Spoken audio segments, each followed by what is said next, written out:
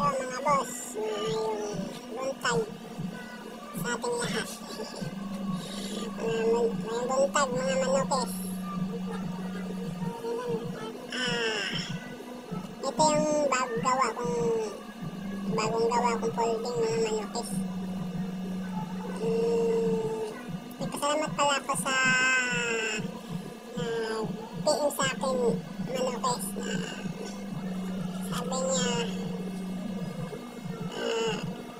gusto niya lang magpagawa ng folding mga manukis sa akin na pwede sa malamig na area mga bossing, like aircon mga bossing, ganun.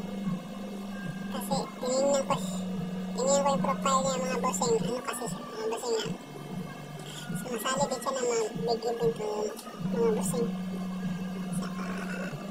Sabi niya mga bossing na hindi lang daw siya magpapamention mga bossing.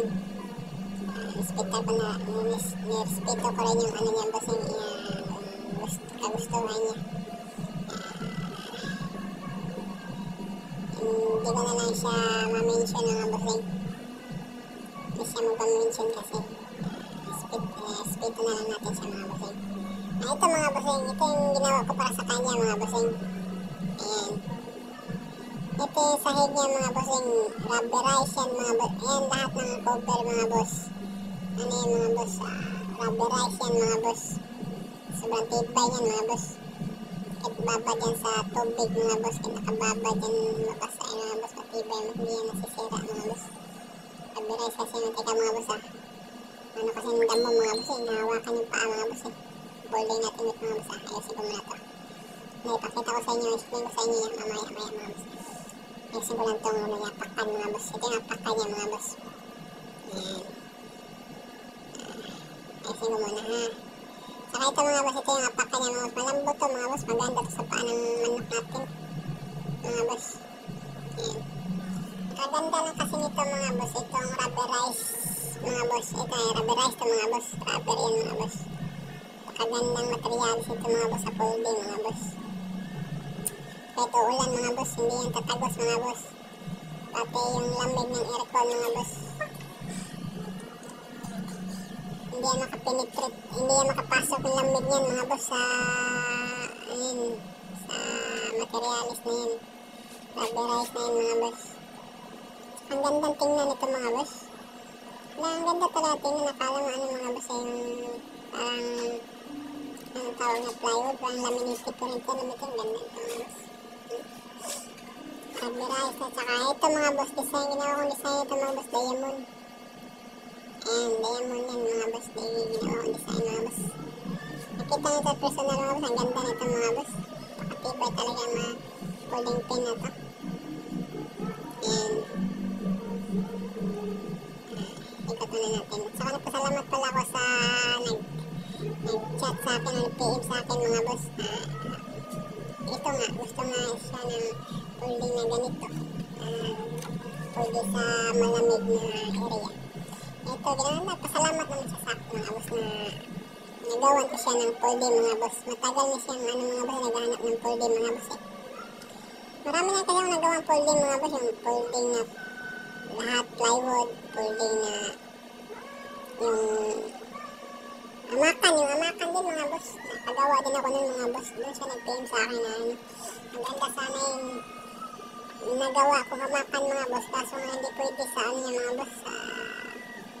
Pag na sumasali siya sa mga big event kasi ano daw, lamig ng aircon mga boss ba.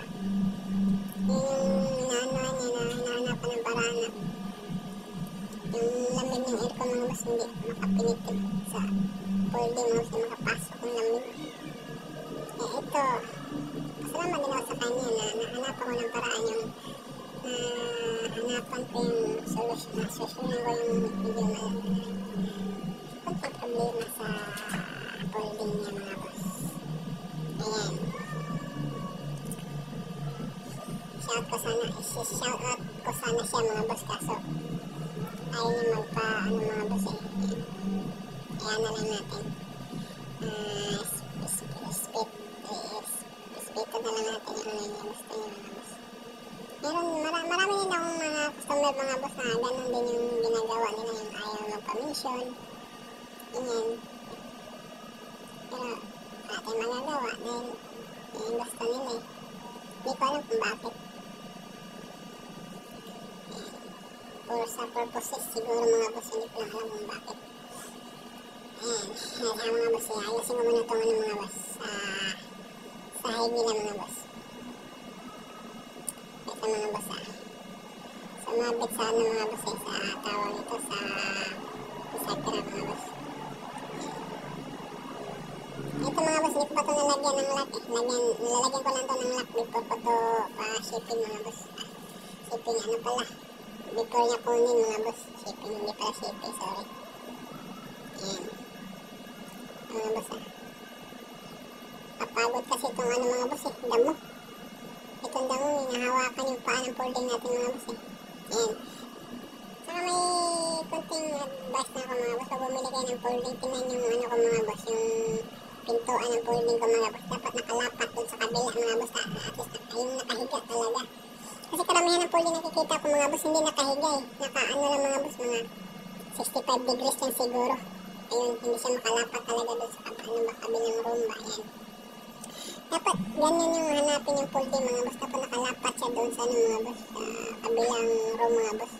Kasi pag hindi mga boss, yun yung unang masisira mga boss, yung ano yung takip. Ayan.